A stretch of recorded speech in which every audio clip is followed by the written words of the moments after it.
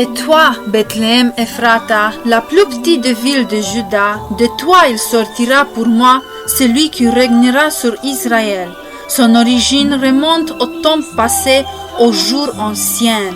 6 mois plus tard, Dieu envoya l'ange Gabriel dans une ville de Galilée appelée Nazareth, chez une jeune fille liée par fiançailles à un homme nommé Joseph, une descendante du roi David. Cette jeune fille s'appelait Marie. L'ange entra chez elle et lui dit « Réjouis-toi, toi à qui Dieu a accordé sa faveur, le Seigneur est avec toi. » Marie fut profondément troublée par ces paroles. Elle se demanda ce que signifiait cette salutation. L'ange lui dit alors « N'aie pas peur, Marie, car Dieu t'a accordé sa faveur. Voici, bientôt tu seras enceinte et tu mettras au monde un fils. Tu le nommeras Jésus. Il sera grand, il sera appelé Fils du Très-Haut, et le Seigneur Dieu lui donnera le trône de David, son ancêtre. Il régnera éternellement sur le peuple issu de Jacob, et son règne n'aura pas de fin. » Marie dit à l'ange, « Comment cela se fera-t-il, puisque je suis vierge ?» L'ange lui répondit, « L'Esprit Saint descendra sur toi, et la puissance de Dieu Très-Haut te couvrira de son ombre.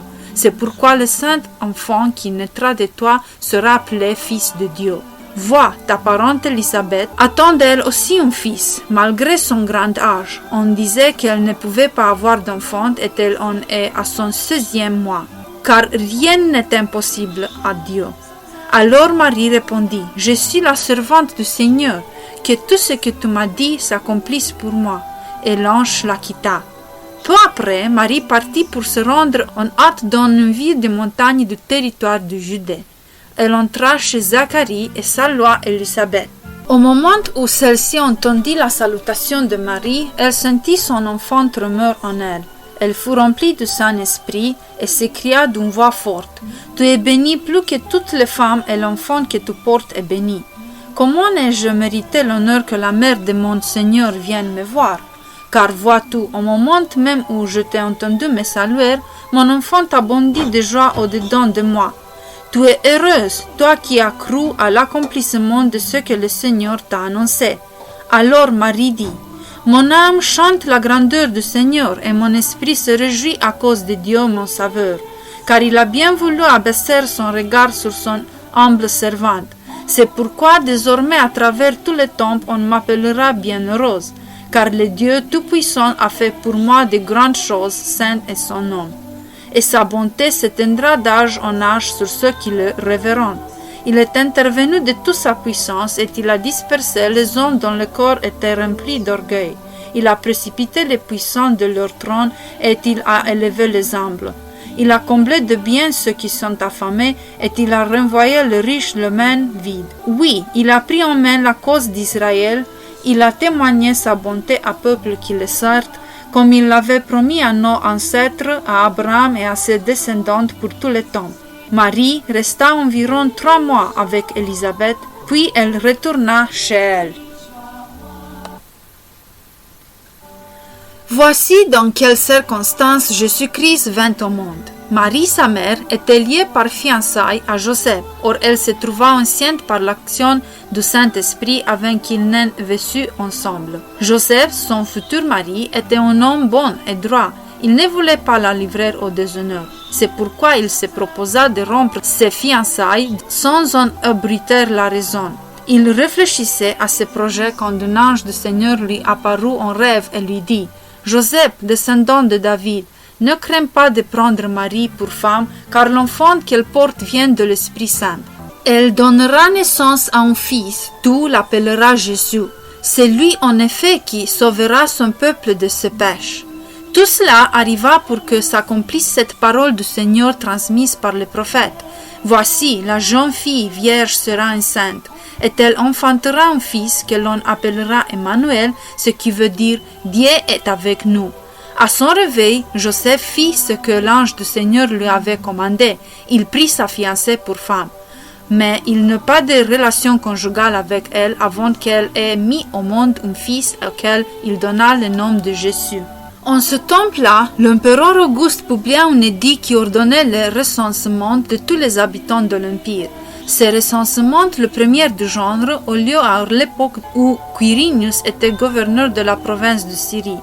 Tout le monde allait se faire recenser, chacun dans la localité dont il était originaire. C'est ainsi que Joseph, lui aussi, partit de Nazareth et monta de la Galilée en Judée à Bethléem, la ville de David. Il appartenait en effet à la famille de David. Il s'y rendit pour se faire recenser avec Marie, sa fiancée, qui attendait un enfant. Or, durant leur séjour à Bethléem, arriva le moment où Marie devait accoucher. Elle mit au monde un fils, son premier-né. Elle lui mit de linge et le coucha dans un mangeoire parce qu'il n'y avait pas de place pour eux dans la pièce réservée aux hôtes. Dans les champs environnants, des bergères passaient la nuit pour garder leur troupeau. Un ange du Seigneur lui apparut et la gloire du Seigneur resplendit autour d'eux. Une grande frayeur le saisit. Mais l'ange le rassura. « N'ayez pas peur, je vous annonce une nouvelle qui sera pour tout le peuple le sujet d'une très grande joie. Un sauveur vous est né aujourd'hui dans la ville de David. C'est lui le Messie, le Seigneur. Et voici à quoi vous le reconnaître. Vous trouverez un nouveau-né dont ce linge est couché dans une mangeoire. » Et tout à coup apparut aux côtés de l'ange une multitude d'anges de l'armée céleste qui chantaient les louanges de Dieu. Gloire à Dieu au plus haut des cieux, et paix sur la terre aux hommes qu'il aime. Quand les anges leur eurent quitté pour retourner au ciel, les bergers se dirent l'un à l'autre: Allons donc jusqu'à Bethléem pour voir ce qui est arrivé, ce que le Seigneur nous a fait connaître. Ils se dépêcheront donc d'y aller et trouveront Marie et Joseph avec le nouveau-né couché dans un mangeoire.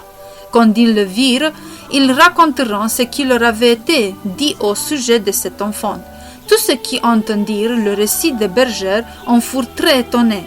Marie, elle, conservait le souvenir de toutes ces paroles et y repensait souvent. Les bergers s'en retournant loin et glorifiant Dieu à sujet de tout ce qu'ils avaient vu et entendu. C'était bien ce que l'ange leur avait annoncé. Jésus était né à Bethléem en Judée sous le règne du roi Hérode. Or des mages venant de l'Orient arriveront à Jérusalem. Ils demandaient: Où est le roi des Juifs qui vient de naître? Nous avons vu se lever son étoile et nous sommes venus lui rendre hommage. Quand le roi Hérode apprit la nouvelle, il en fut profondément troublé et tout Jérusalem avec lui. Il convoqua tous les chefs de prêtres et les spécialistes de la loi qui comptaient son peuple et il leur demanda où devait naître la Messie. À Bethléem en Judée, lui répondirent-ils, car voici ce que le prophète a écrit.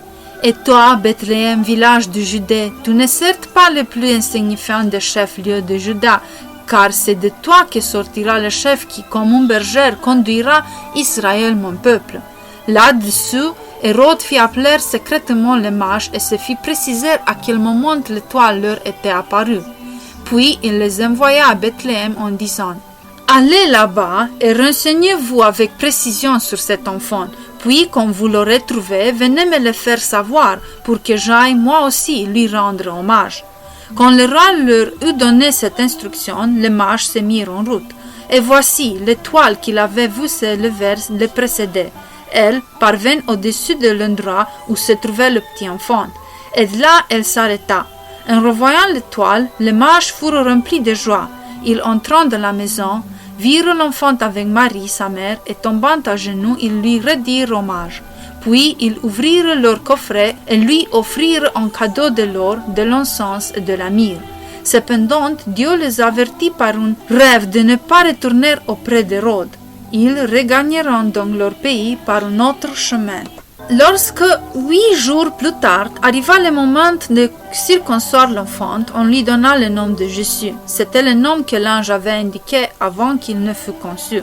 Puis, une fois passé le temps prescrit par la loi de Moïse pour leur purification, les parents de Jésus le mèneront à Jérusalem pour le présenter au Seigneur.